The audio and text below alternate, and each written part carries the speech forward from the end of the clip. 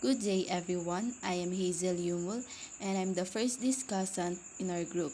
And our topic for today is all about the Asian model under the chapter 13. So let's start. The Asian model applies to Asian countries that began their development from a low initial level of per capita income in a largely rural economy.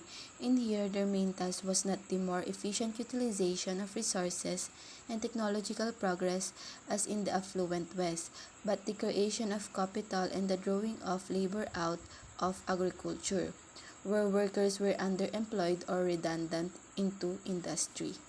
Next is economists and politicians have argued that with Asia's initial low per capita incomes, the state must play a larger role in creating growth and development. A strong state hand is needed to raise the formation of capital, to allocate that capital, and to draw labor from agriculture to industry. Indeed, most of the Asian economies that have grown rapidly had strong and, in many cases, impressive rulers at least early in their development. Even after transformation into democracies, the state has continued to pursue industrial policy. Then, the focus on capital formation and investment is not unique to Asia. The Stalinist model used extreme state power to force high rates of capital formation and the rapid transfer of workers from agriculture to industry. And we shall study the Stalinist model in the next chapter. So, to be continued, Asia is home to the world's two most populous countries. China and India together account for some 40% of the world's population. Clearly, what happens in these two countries will determine the shape of the 21st century.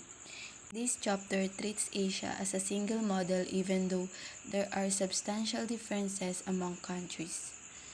And the unifying features of Asian model are the high rates of savings and investment and the distinctive organization of capital markets and corporate governance. So now let's proceed to ideological and theoretical foundations. The roots of the Asian model are quite different.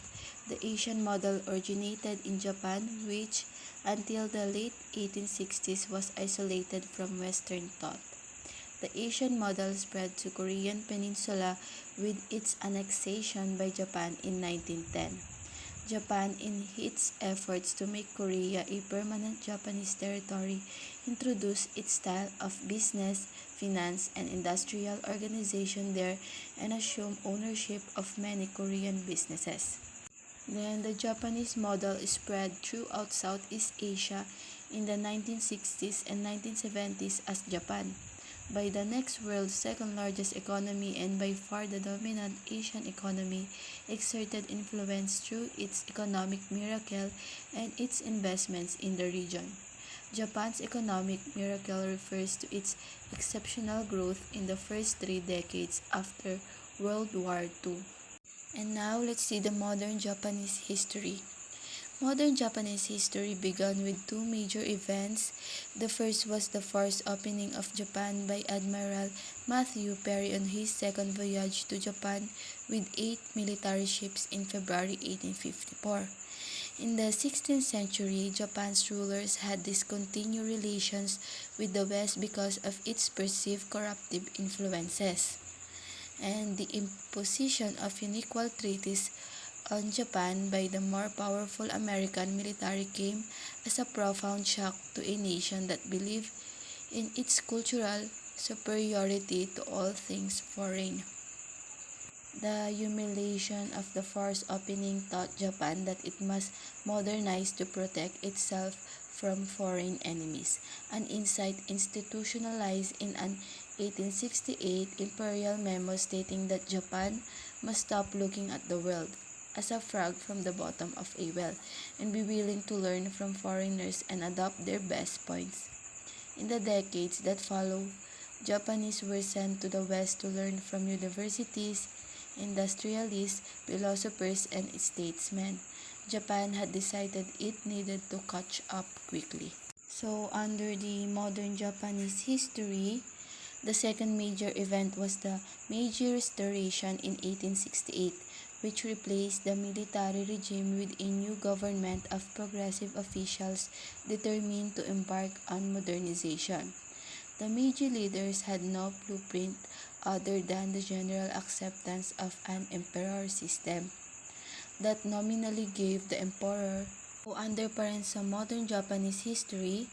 The second major event was the Meiji Restoration in 1868, which replaced the military regime with a new government of progressive officials determined to embark on modernization. The Meiji leaders had no blueprint other than the general acceptance of an emperor system that nominally gave the emperor absolute power to be exercised by appointed officials rather than the feudal lords. And initially, the Meiji rulers lacked a strong centralized government because land, the basic source of revenue, was dispersed among feudal lords. Gradually, however, the central government extended control over feudal land in return for fixed payments to the former owners. Eventually, the central government engineered a massive buyout of feudal lands, and this enabled the state to impose a land tax, which served as its main source of revenue. Deprived of land, talented samurai entered government or business positions. The central government, patterning itself after Western-style governments, became increasingly efficient. In addition, Japan's constitution was prepared after numerous study expeditions to the West, although there were calls for a democratically elected legislature. The Constitution of 1889 assigned most power to the emperor and his advisors rather than to such an elected body. Now let's proceed to religious origins. Japan, China, Korea, and other East Asian countries were strongly influenced by Confucianism, the religion of the educated classes in ancient Japan and China. Confucianism emphasizes the qualities of loyalty, nationalism, social solidarity, collectivism, benevolence, faith, and bravery. Koreans and Chinese place emphasis on the last three, whereas the Japanese emphasize loyalty and bravery, a loyalty-centered Confucianism. In Japan, this emphasis led to an amalgamation of civil religion, work ethic, and business ideology. The relationship between religion and law was formalized in imperial edicts such as the 1872 The Great Teaching, that included injunctions to respect the gods, revere the emperor, love one's country, and obey the rules of moral behavior. The Great Teaching constituted a code of civic duty for all Japanese. It institutionalized the emperor as a figurehead who was to preside over Japan's transformation and give legitimacy to those who develop his policies. Next, Confucianism teaches the notion of a virtuous government, and in China, Japan, and Korea, a positive role of government was taken for granted. The virtuous government, as taught by Confucianism, suggested a significant and positive role for government in the economy. Therefore, the public was prepared to accept government administrative guidance in Japan and government instructions in Korea in their early years of industrialization. If Japan's political governance was influenced by foreign ideas at all, it was by German notions of late 19th century, the idea of the right of the state, which gave the state priority over individuals. The ideas of Japan's rulers were far removed from the teachings of Adam Smith and of classical liberal thinking. It is no surprise then that Japan's economy was organized on the principle of a strong state to which the individual was subordinated. In general, whereas common law aims for citizen empowerment, the legal systems of Asia favor state empowerment. Next is about relative backwardness in Japan. The economic historian Alexander Gerstechron formulated his theory of relative backwardness to explain how a poor country such as Japan at the end of the 19th century could rather quickly overcome its relative economic backwardness. The theory of relative backwardness teaches those backward countries grossly underutilizing resources take steps to accelerate economic growth to catch up to more advanced rivals. In Japan's case, the necessary shock was delivered when Admiral Perry's forced opening of Japan demonstrated that it could not compete militarily with the West. This experience forced Japan to confront the gap between its actual and its potential economic achievements and to find innovative ways of overcoming its backwardness. George Jenkins' theory of substitution said that backward countries could find innovative substitutions for missing preconditions. Lacking bureaucrats, Japan created a professional bureaucracy in short order by adopting Western methods and sending young people abroad. Lacking domestic industrial technology, Japan borrowed technology from other countries. Lacking an entrepreneurial class, it turned to the young samurais who had lost their land. The state substituted industrial policy for market decision making.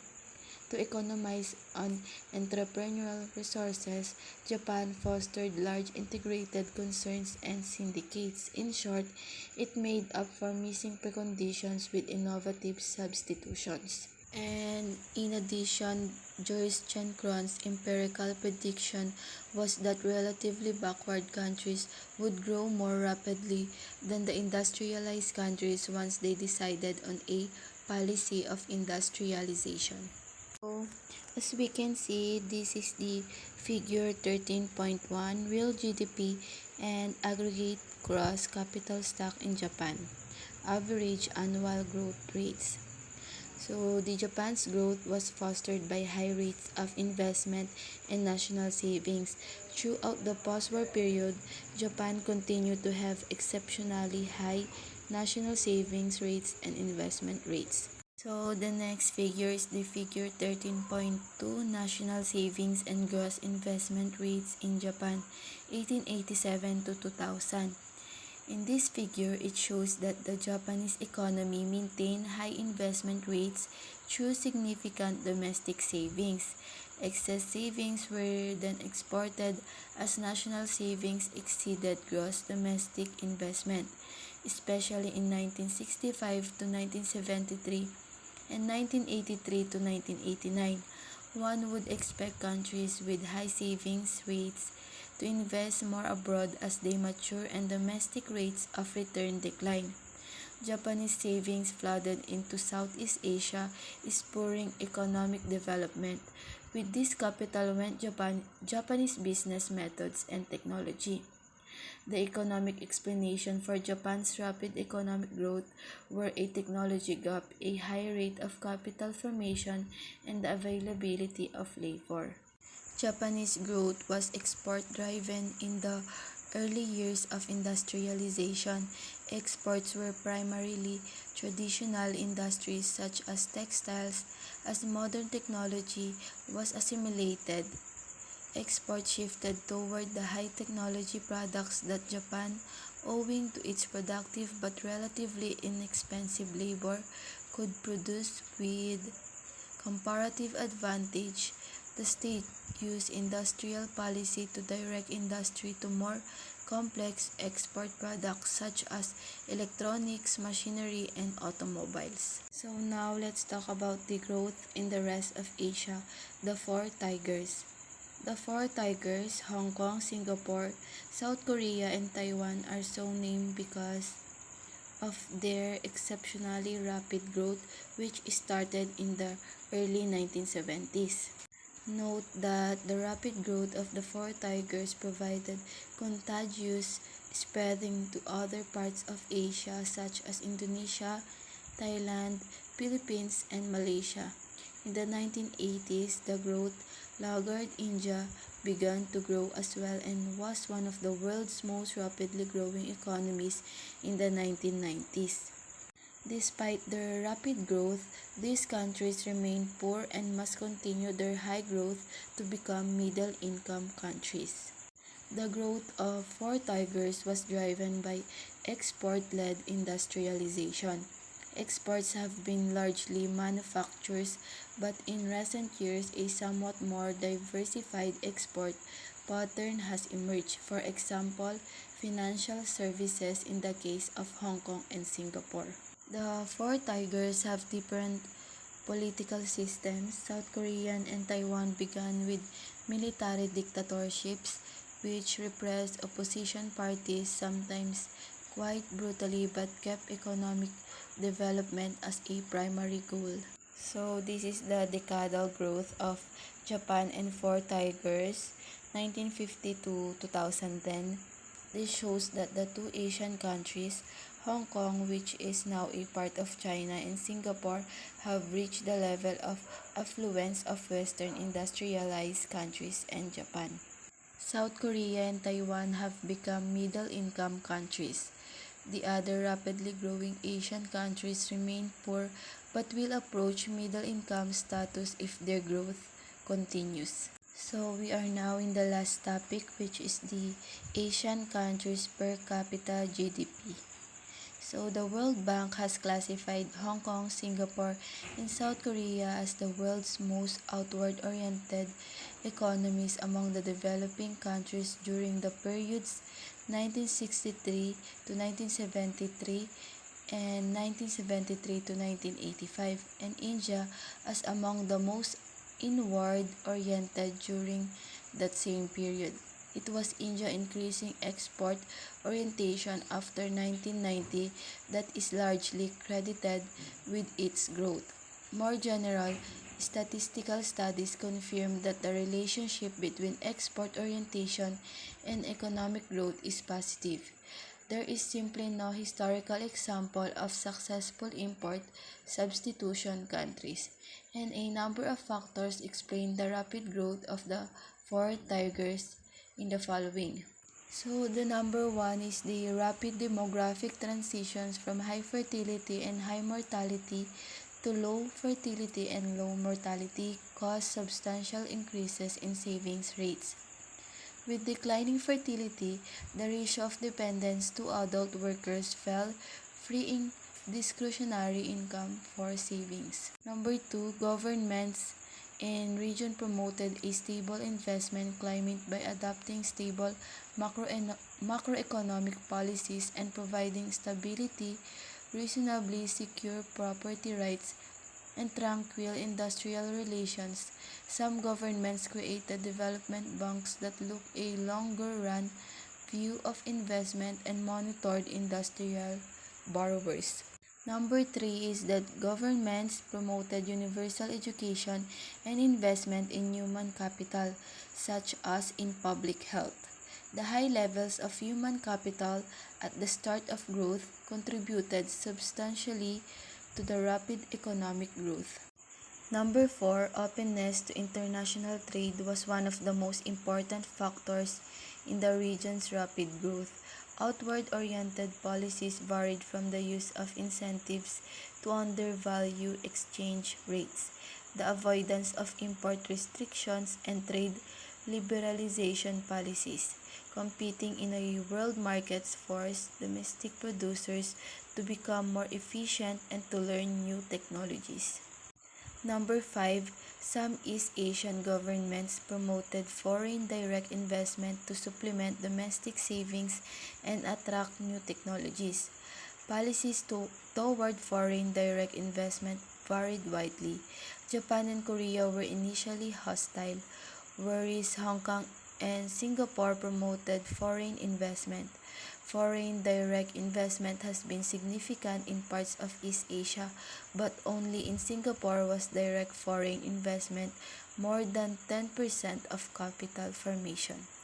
So, the most controversial issue is the extent to which the Asian miracle was made possible by market-oriented policies versus state interventionist policies. These matters will be discussed later in this chapter. And that's all my report. Thank you for listening. Stay safe, everyone.